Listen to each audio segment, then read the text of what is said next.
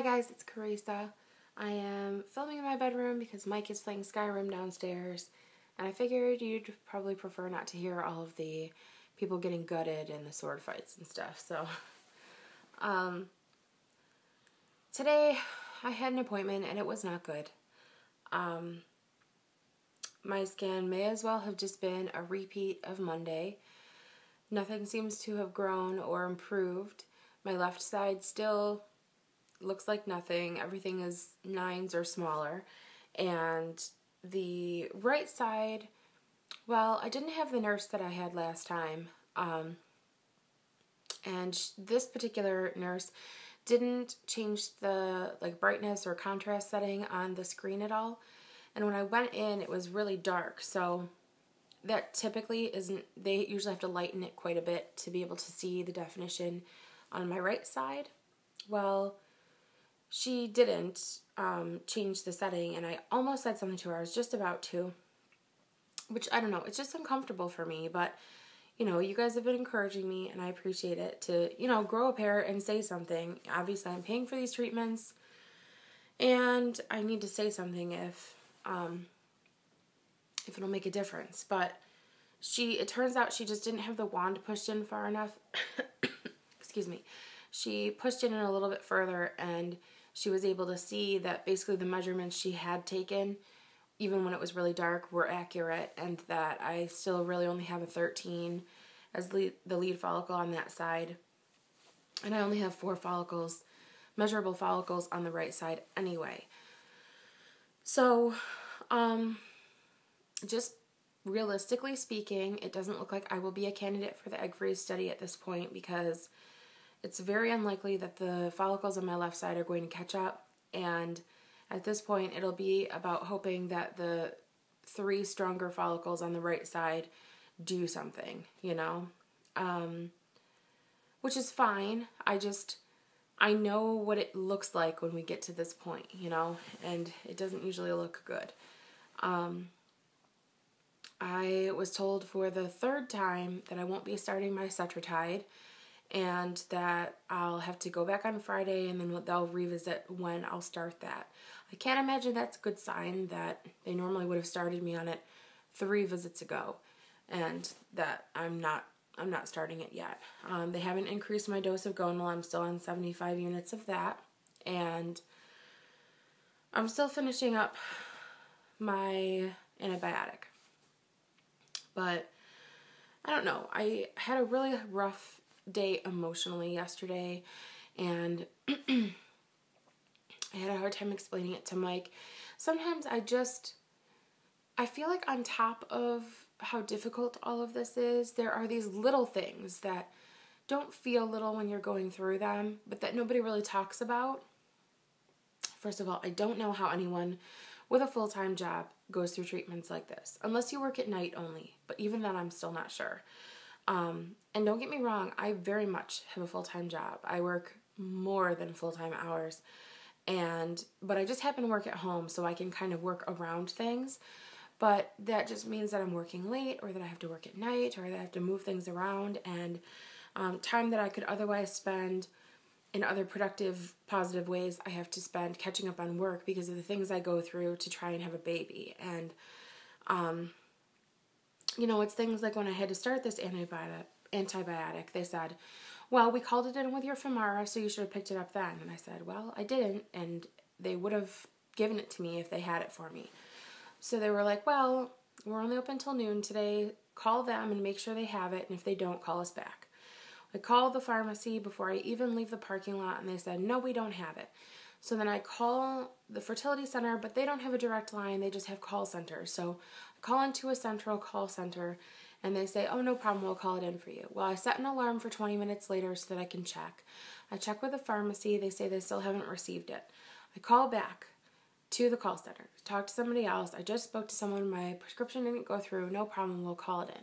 I set an alarm for an hour later, and then I call the pharmacy. And now these people hate this. They're so rude. They hate when you call in and ask if something is ready. I think they think you're lazy, but I'm not going to drive all the way out there 4 times in a day and see if something's ready yet. So I call, and of course they say no. So then I have to call back to the call center and get a little bit firm with them and say, I'm a patient at the register office. I need to speak to a nurse there now. I can't leave a message. I need to talk to somebody. So then they put me through. And then I talk to somebody who actually knows who I am because they see me on a regular basis and they kind of connect the problem and the person and get it done. You know, they actually do call. So then I have to call the pharmacy again. And the girl this time is practically hanging up on me because she's so annoyed that I've called again. But I need to do this. This is something I have to do.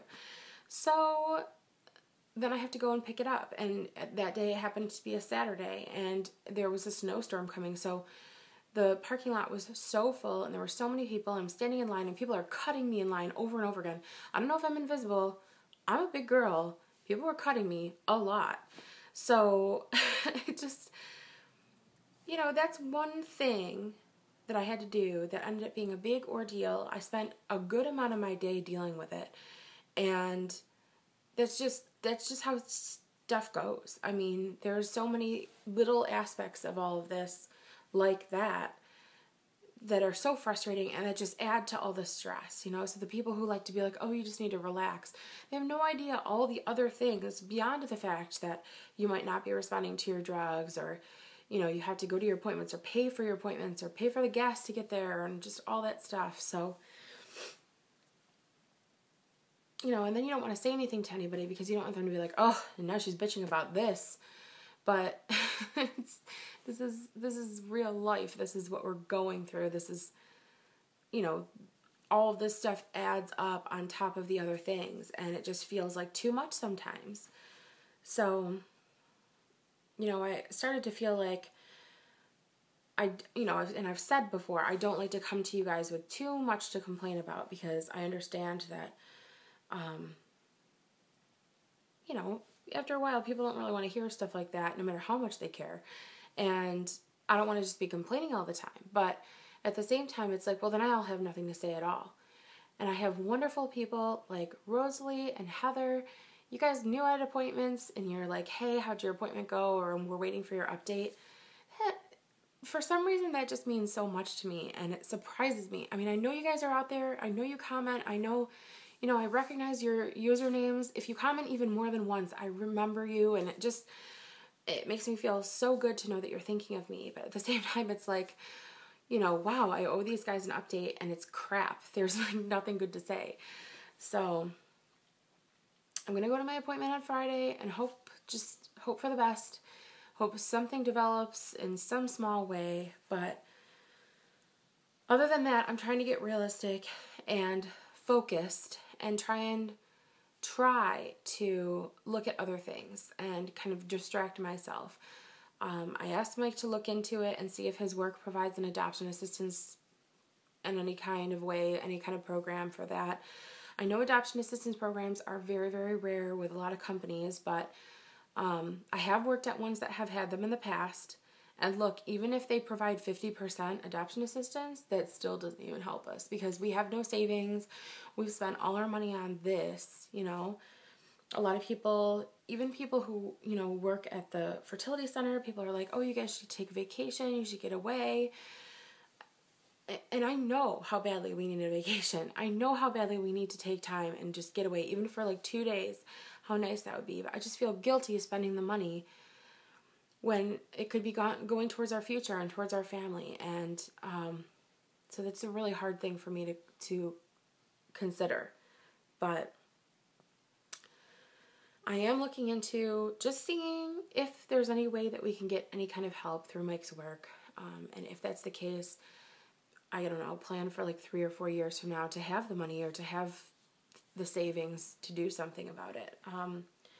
Because who's to say we wouldn't still be in this position then? I am hoping to try and get myself back to the gym. I've basically gained back all of the weight that I lost for the Biggest Loser Challenge.